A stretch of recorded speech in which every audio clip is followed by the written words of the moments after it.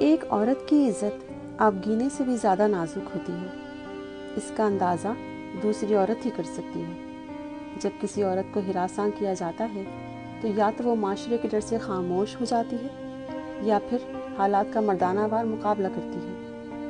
یہ ایک ایسا ہی سچا واقعہ ہے جس میں ایک خاتون نے ظلم کے خلاف آواز بلند کرنے کو چپ رہنے پر ترجیح دی ہے۔ جانیے ان کی کہانی انہی کی زبانی۔ السلام علیکم ویورز، میں ہوں سمینہ افتخار احمد اور آپ مجھے دیکھ رہے ہیں پلگ ان ود سمینہ میں۔ جیسا کہ آپ جانتے ہیں کہ پچھلے دنوں ایک نیوز سوشل میڈیا پہ سرگرم رہی جس میں ایک پاکستانی نژاد کو امریکن پولیس نے اپنی کسٹڈی میں لے لیا۔ کیا واقعات تھے، کیا وجوہات تھیں جن کی بنا پر ایسا ہوا اور وہ کون متاثرہ خاتون تھیں؟ آج وہ متاثرہ خاتون ہمارے ساتھ ہیں، سو آئیے ان سے اس واقعے کی تفصیلات جانتے ہیں۔ السلام علیکم، میں آپ کو اپنے اس پروگرام میں خوش آمدید کہتی ہوں۔ اس مشکل گھڑی میں ہم سب آپ کے ساتھ ہیں۔ ہمارے ویورز یہ جاننا چاہتے ہیں کہ واقعہ کیا ہوا تھا۔ میں یہاں اپنے بچے اور اپنے ہسبینڈ کے ساتھ کئی سالوں سے مقیم ہوں۔ میرے گھر کے پاس ایک ریسٹورنٹ ہے، میں وہاں اکثر کھانا لینے جایا کرتی تھی۔ وہاں ایک عابد نامی شخص کام کیا کرتا تھا، اس نے مجھ سے چھیڑ چھاڑ شروع کر دی۔ میں نے اس کو کافی سمجھایا کہ دیکھو میں فیملی والی ہوں، میرے بچے ہیں، میرے ہسبینڈ ہیں، ہم لوگ یہاں رہتے ہیں۔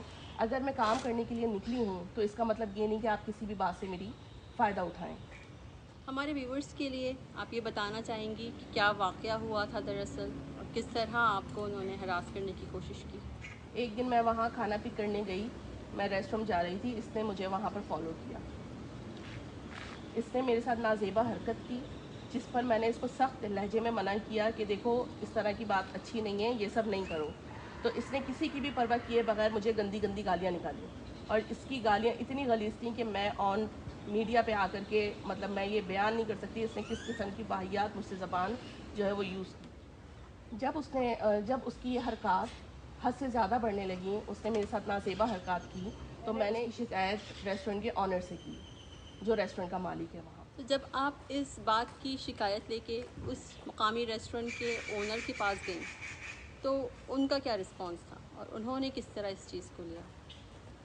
انہوں نے کسی قسم کا کوئی کوآپریٹ نہیں کیا، انہوں نے کسی قسم کا کوئی ایکشن نہیں لیا، انہوں نے الٹا مجھے ہی غلط ثابت کرنے کی کوشش کی، اور انہوں نے مجھے کہیں کہیں جو لوگ مجھے نہیں جانتے تھے انہوں نے ان کے سامنے بھی مجھے غلط ثابت کرنے کی کوشش کی پوری۔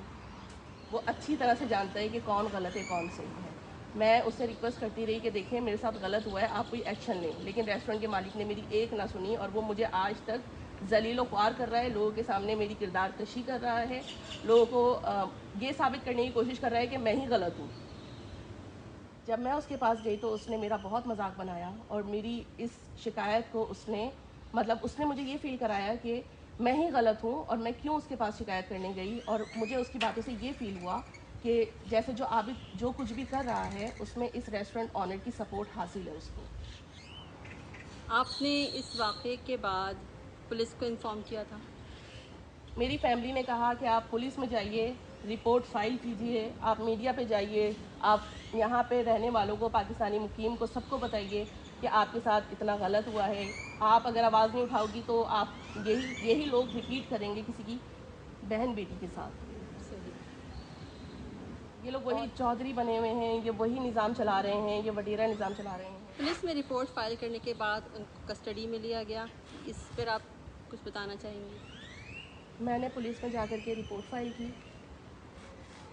پولیس نے مجھے یقین دہانی کرائی، قانون کے دائرے میں رہتے ہوئے جو بھی قانونی کارروائی ہوگی ہم وہ ضرور کریں گے۔ پولیس رپورٹ فائل کرنے کے بعد انہوں نے 2 months انویسٹیگیشن کی، اور عابد کے 4 سے 5 انٹرویو کیے گئے۔